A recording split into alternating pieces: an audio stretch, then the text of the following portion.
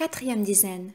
L'excellence du Saint-Rosaire dans les merveilles que Dieu a opérées en sa faveur. 31e rose. Saint Dominique étant allé visiter Sainte Blanche, reine de France, qui depuis 12 ans qu'elle était mariée, n'avait point eu d'enfant, et donc elle était fort affligée, lui conseilla de dire son rosaire tous les jours pour obtenir cette grâce du ciel, ce qu'elle fit, et elle accoucha, l'an 1213, de son aîné qui fut appelé Philippe. Mais la mort l'ayant ravie en son berceau, la dévote reine eut plus que jamais recours à la Sainte Vierge, et elle fit distribuer quantité de rosaires à toute la cour et dans plusieurs villes du royaume, afin que Dieu la comblât d'une entière bénédiction. Ce qui arriva ainsi, car l'an 1215, Saint Louis vint au monde, la gloire de la France et le modèle des rois chrétiens. Alphonse VIII, le roi d'Aragon et de Castille, fut, à cause de ses péchés, châtié de Dieu en plusieurs manières, et il fut contraint de se retirer dans une ville de l'un de ses alliés. Saint Dominique, se rencontrant en cette même ville le jour de Noël, y prêcha à son ordinaire le rosaire et les grâces que l'on obtient de Dieu par cette dévotion, et dit, entre autres choses, que ceux qui le réciteraient dévotement obtiendraient la victoire de leurs ennemis, et recouvreraient tout ce qu'ils avaient perdu. Le roi remarque bien ces paroles, envoie quérir Saint Dominique, et lui demande si ce qu'il avait prêché du Saint-Rosaire était véritable. Le saint répondit qu'il n'en fallait point douter, et lui promit que s'il voulait pratiquer cette dévotion et s'enrôler en la confrérie, il en verrait les effets. Le roi se résolut à réciter tous les jours le rosaire, et il continua pendant 1 an, et le même jour de Noël, ayant récité son rosaire, la Sainte Vierge lui apparut et lui dit « Alphonse, il y a 1 an que tu me sers dévotement par mon rosaire. Je viens te récompenser. Sache que j'ai obtenu de mon Fils le pardon de tous tes péchés. Voilà un rosaire que je te donne. Porte-le sur toi, et jamais aucun de tes ennemis ne te pourra nuire. » Elle disparut et laissa le roi fort consolé. Il s'en retourna, tenant ce rosaire à la main, et abordant la reine, il lui raconta tout joyeux la faveur qu'il venait de recevoir de la Sainte Vierge. Il lui toucha les yeux de ce rosaire, elle recouvra la vue qu'elle avait perdue. Quelque temps après, le roi, ayant ramassé quelques troupes avec l'aide de ses alliés, attaqua hardiment ses ennemis, les obligea de rendre ses terres, de réparer ses dommages, les chassa entièrement, et devint si heureux en guerre que de tous côtés il lui venait des soldats pour combattre sous ses enseignes, parce que les victoires semblaient suivre partout ses batailles. Il ne faut pas s'en étonner, car il ne livrait jamais de combat qu'après avoir récité son rosaire à genoux. Il faisait recevoir dans la confrérie du Saint-Rosaire toute sa cour, et il obligeait ses officiers et domestiques d'y être dévots. La reine s'y engagea aussi, et tous deux persévérèrent au service de la Sainte Vierge, et vécurent en grande pitié, en grande piété. 32e rose. Saint Dominique avait un cousin nommé Dom Pérez ou Pedro, qui menait une vie fort dissolue.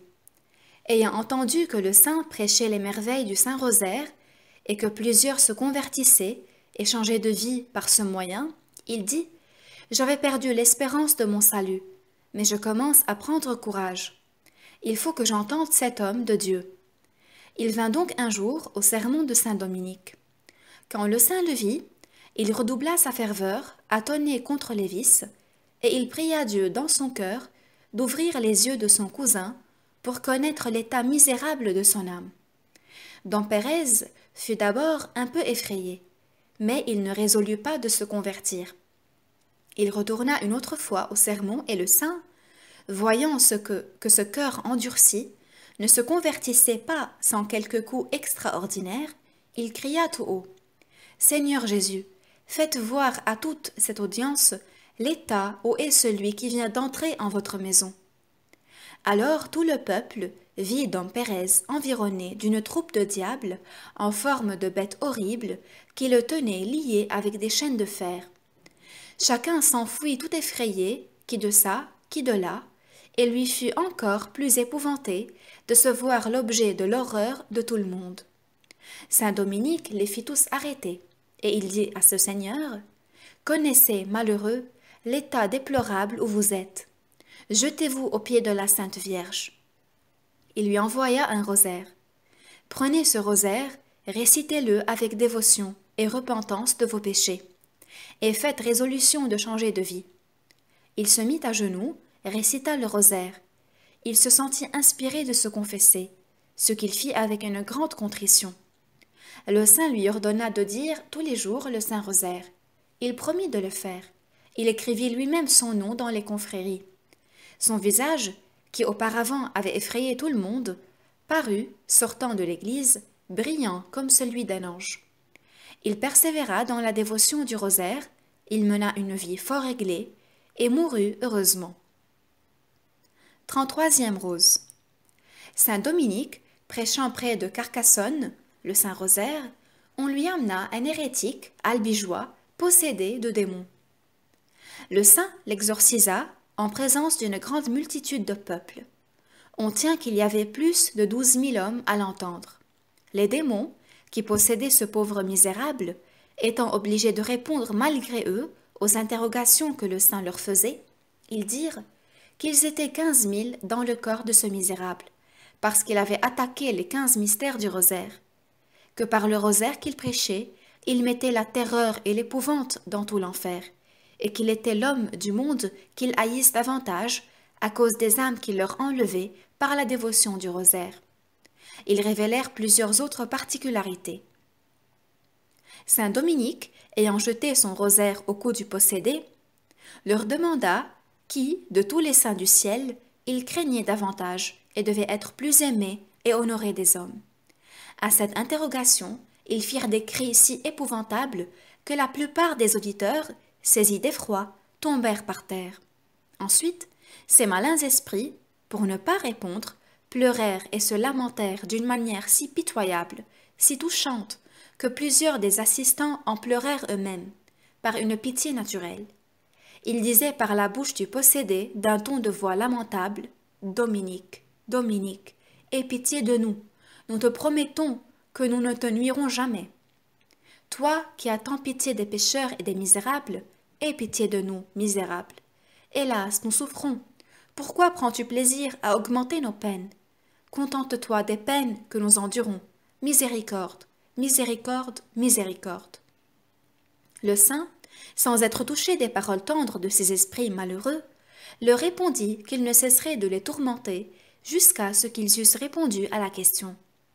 Les démons lui dirent qu'ils y répondraient, mais en secret et à l'oreille, et non pas devant tout le monde. Le saint incite et leur commande de parler et répondre tout haut. Les diables ne voulurent plus dire aucun mot, quelque commandement qu'il leur fit. Il se mit à genoux et fit cette prière à la Sainte Vierge. Ô très sainte Vierge Marie, par la vertu du Saint-Rosaire, ordonnez à ces ennemis du genre humain de répondre à ma question. Cette prière étant faite, voilà qu'une flamme ardente sortit des oreilles, des narines et de la bouche du possédé, qui fit trembler tout le monde, mais cependant qui ne fit de mal à personne.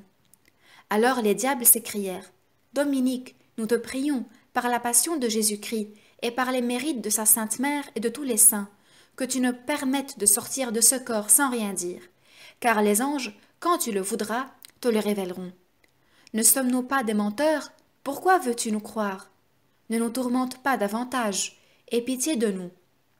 Malheureux que vous êtes, indigne d'être exaucé, dit saint Dominique, qui, se mettant encore à genoux, fit sa prière à la Sainte Vierge.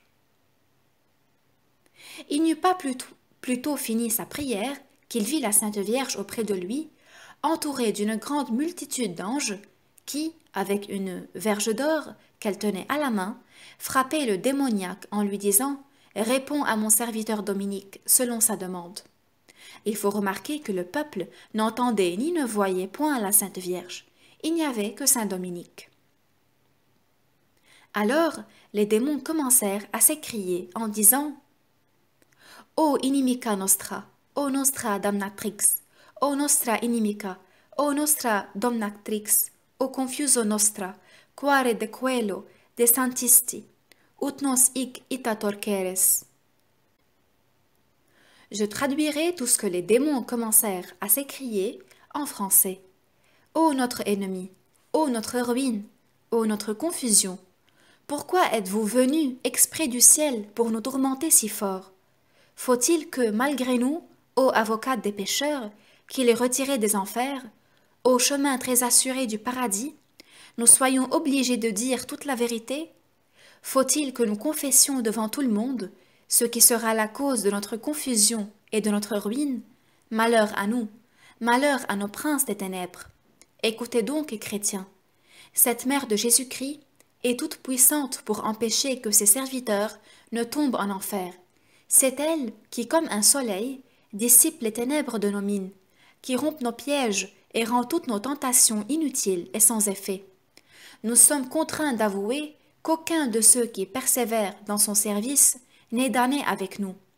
Un seul de ces soupirs qu'elle offre à la Sainte Trinité surpasse toutes les prières, les vœux et les désirs de tous les saints. Nous la craignons plus que tous les bienheureux ensemble, et nous ne pouvons rien contre ses fidèles serviteurs. Plusieurs chrétiens même qui l'invoquent à la mort, et qui devraient, selon nos lois ordinaires, être damnés, sont sauvés par son intercession. Ah, si cette Mariette, c'est ainsi que leur âge la faisait appeler, ne s'était opposée à nos desseins et à nos efforts, nous aurions depuis longtemps renversé et détruit l'Église et fait tomber tous ses ordres dans l'erreur et l'infidélité. Nous protestons de plus, par la violence qu'on nous fait, qu'aucun de ceux qui persévèrent à dire le rosaire n'est damné, car elle obtient à ses dévots serviteurs une vraie contrition de leurs péchés, par laquelle ils en obtiennent le pardon et l'indulgence. Alors saint Dominique fit réciter le rosaire à tout le peuple, fort lentement et dévotement, et à chaque Ave Maria que le saint et le peuple récitaient, il sortait du corps de ce malheureux une grande multitude de démons, en forme de charbon ardent.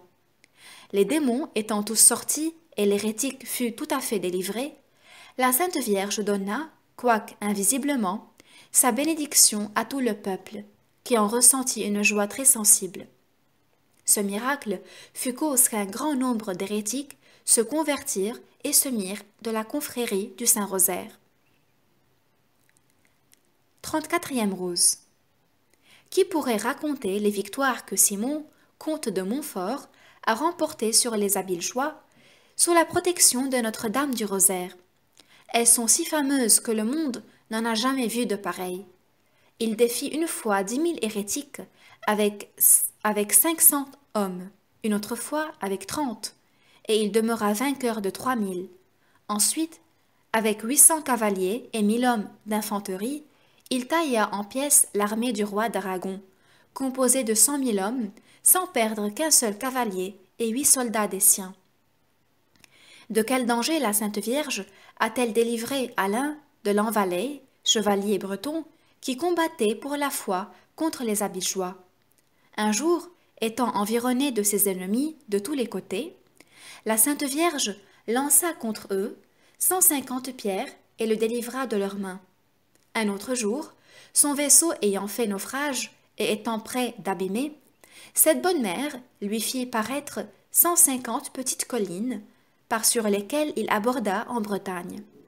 Et en mémoire des miracles que la Sainte Vierge avait faits en sa faveur, à cause d'un rosaire qu'il récitait tous les jours, il prépara un couvent à Dinan pour loger les religieux du nouvel ordre de Saint-Dominique, et s'étant fait religieux, il mourut saintement à Orléans. Otter, de même soldat breton de Vaucouleurs, a souvent mis en fuite des compagnies entières d'hérétiques et de voleurs, portant son rosaire au bras et à la garde de son épée. Ses ennemis, après avoir été vaincus, lui ont avoué qu'ils avaient vu son épée toute éclatante, et une fois un bouclier à son bras, dans lequel Jésus-Christ, la Sainte Vierge et les saints étaient dépeints, le rendaient invincible, et lui donnaient la force de bien charger. Une fois, avec 10 compagnies, il défiait 20 000 hérétiques sans perdre un seul des siens, ce qui toucha tellement le général de l'armée hérétique qu'il vint trouver Otter, abjura son hérésie et déclara qu'il l'avait vu couvert d'armes de feu dans le combat. 35e rose. Le bienheureux Alain rapporte qu'un cardinal nommé Pierre, du titre de Sainte Marie, de là le Tibre, instruit par saint Dominique, son ami intime, de la dévotion au Saint-Rosaire, s'y affectionna tellement qu'il en devint le panégyriste et le persuadé à tous. Le cardinal fut envoyé légat dans la Terre Sainte vers les chrétiens qui étaient croisés contre les Sarrasins.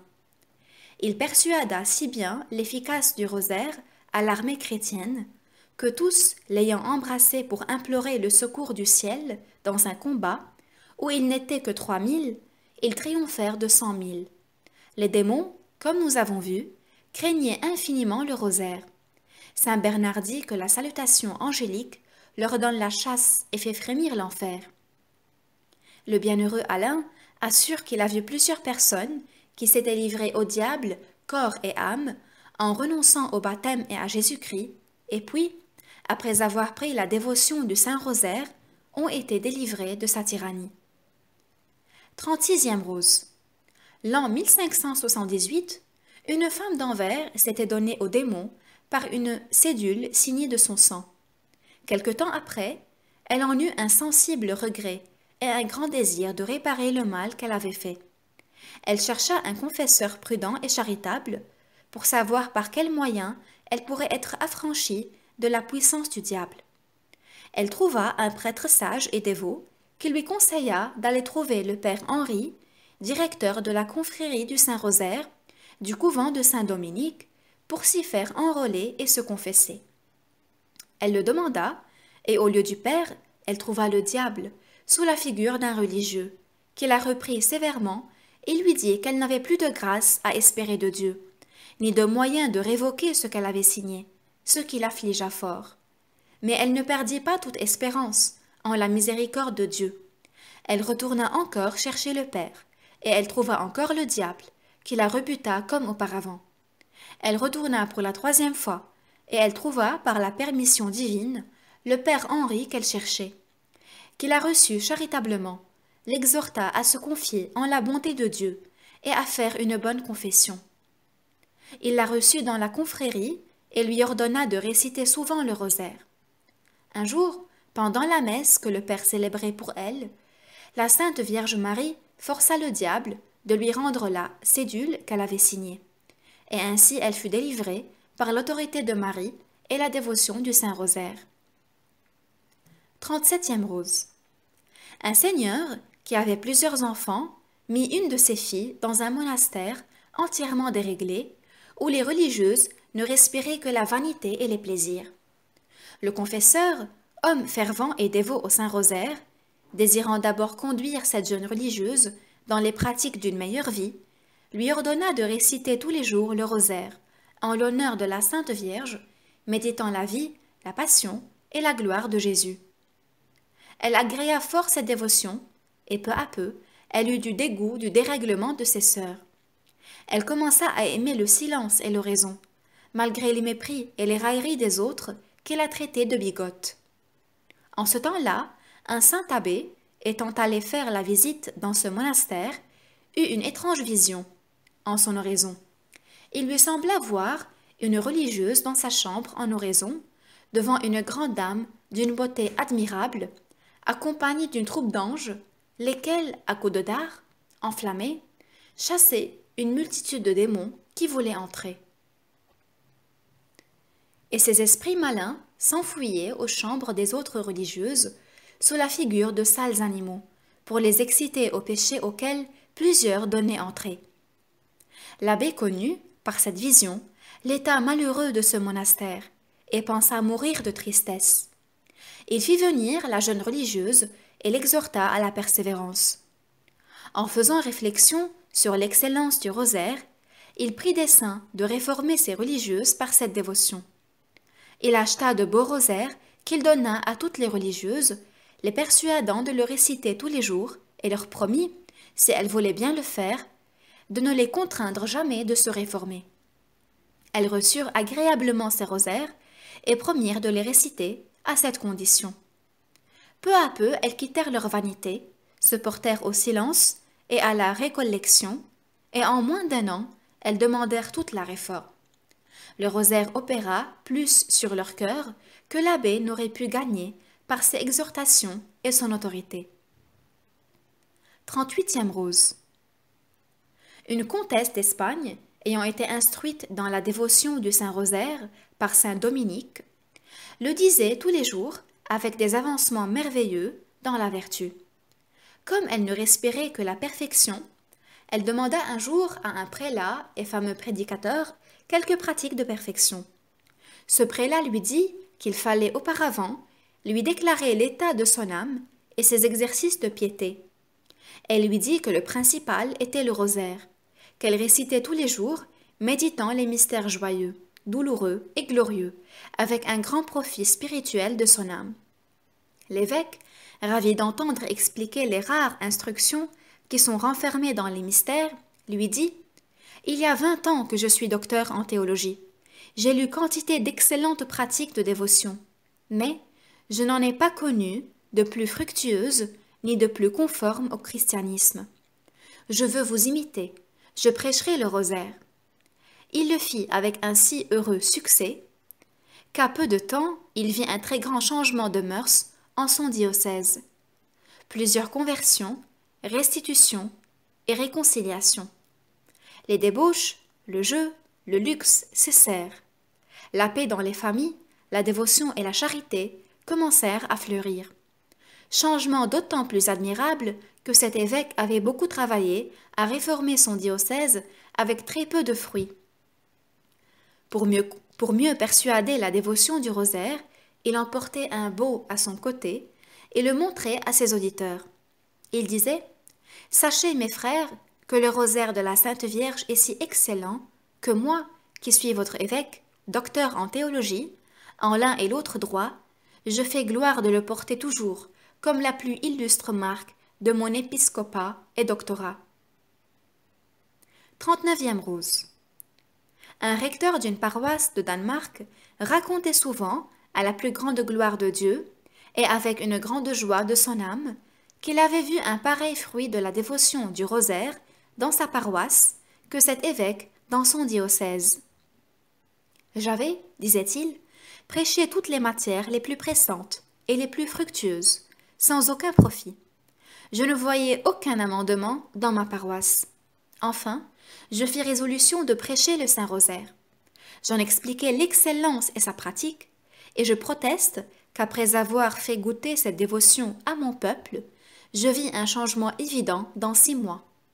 Tant il est véritable que cette divine prière a une onction toute divine pour toucher les cœurs et leur inspirer l'horreur du péché et l'amour de la vertu.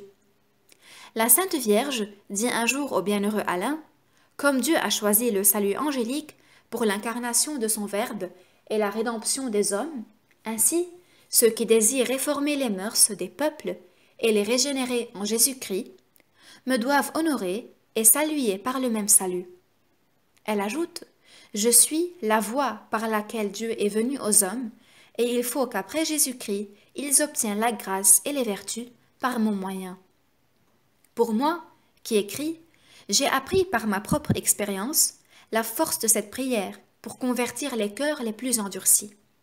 J'en ai trouvé sur lesquels toutes les plus terribles vérités prêchées dans une mission n'avaient fait aucune impression, et qui, pour avoir par mon conseil pris la pratique de réciter tous les jours le rosaire, se sont convertis et donné tout à Dieu.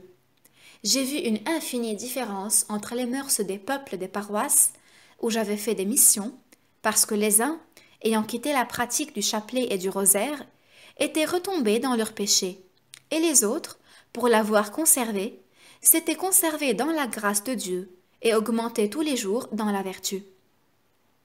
40e rose. Le bienheureux Alain de la Roche, le père Jean Dumont, le père Thomas, les chroniques de saint Dominique et d'autres auteurs, qui ont été souvent témoins oculaires, rapportent d'une grande quantité de conversions miraculeuses de pécheurs et pécheresses qui, depuis 20, 30 et 40 ans, étaient dans les derniers désordres, que rien n'avait pu les convertir et qui l'ont été par cette dévotion merveilleuse. Je ne les rapporterai point, de peur d'une trop grande longueur. Je ne veux pas même rapporter celle que j'ai vue moi-même de mes propres yeux. Je les passe sous silence pour plusieurs raisons. Chers lecteurs, par votre expérience, si vous pratiquez et prêchez cette dévotion, vous en apprendrez plus qu'en aucun livre, et vous allez expérimenter heureusement l'effet des promesses qu'a faites la Sainte Vierge à Saint Dominique, au bienheureux Alain de la Roche, et à ceux qui font fleurir cette dévotion qui lui est si agréable, qui instruit les peuples des vertus de son Fils et des siennes, porte à l'oraison mentale, à l'imitation de Jésus, à la fréquentation des sacrements, à la pratique solide des vertus et de toutes sortes de bonnes œuvres, à gagner tant de belles indulgences que les peuples ignorent parce que les prédicateurs de cette dévotion n'en parlent quasi jamais et se contentent de faire un sermon du rosaire à la mode, bien souvent qui ne cause que de l'admiration, point d'instruction.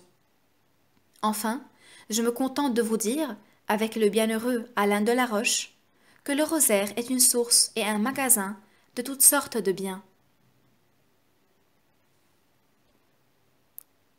Un jour, la Sainte Vierge dit au bienheureux Alain de la Roche: « Je veux que les dévots de mon rosaire aient la grâce et la bénédiction de mon Fils pendant toute leur vie, à leur mort et aussi après leur mort, et qu'ils soient affranchis de toutes sortes d'esclavages, et qu'ils soient des rois, qu'ils aient la couronne sur la tête, le sceptre à la main et la gloire éternelle. Ainsi soit-il. Amen. »